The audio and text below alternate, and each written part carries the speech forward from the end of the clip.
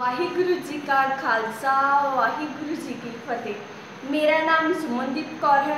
मैं तुहाडे सामने एक कविता पेश करन जा रही हाँ जिसका विषय है कमलिया पुत्ता। कमलिया पुत्ता साडी कुल्ली चिता जुगा जुगांतरा तो पुठे तवे वर्गा काला हनेरा तैनू चिट्टा किड़ी गुठों लभ गया वे मेरे चोर पुता तैनू चिट्टा किड़ी गुठों लभ गया वे मेरे चोर पुता। कमलिया पुता मैं आटा छाणिया सारी परात चिट्टी चिट्टी हो गई छाननी फिर खाली दी खाली। मैं तेरी छाननी होए शरीर चो चिट्टा किवें छाना वे मेरे गोरिया पुता वे मेरे गोरिया पुता। कमलिया पुता तू टीके तो डरदे आ तू टीके तो डरदे आ ऐडी चीक मारी सी बाली उमरे कि हस्पताल दी कंध पाट गई। इन्ने हंझू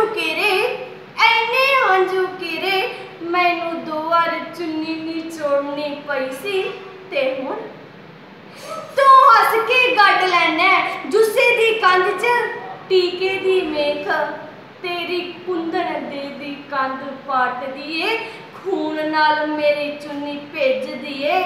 पर तू चीक नहीं मारदा वे मेरे बहादुर पुता वे मेरे बहादुर पुता।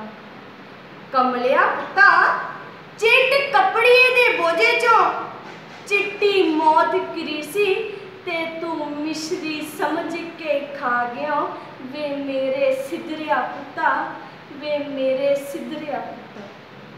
कमलिया पुता तू सिवियां वाले राह तो डरदा स्कूल नहीं सी जांदा ते हुण तैनू सिवियां वाले राह ते बेखौफ तुरन दी केड़े मास्टर ने पट्टी पढ़ा दिती वे मेरे पढ़ाकुआ पुता वे मेरे पढ़ाकुआ पुता। कमलिया पुता जद तू जम्मिया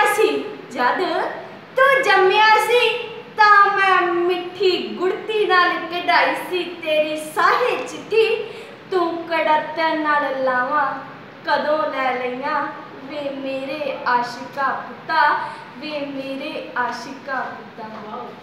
कमलिया पुता जदों तेरे पालतू मोती नू किसे ने कुछ दे दिता सी तू इंज रोया जिवें गवाचे कोई नूं वपारी रोंदा ते तू मौत दे सुदागरा हथ मोती तो भी सस्ता विक गयो वे मेरे हीरिया पुता वे मेरे हीरिया पुता।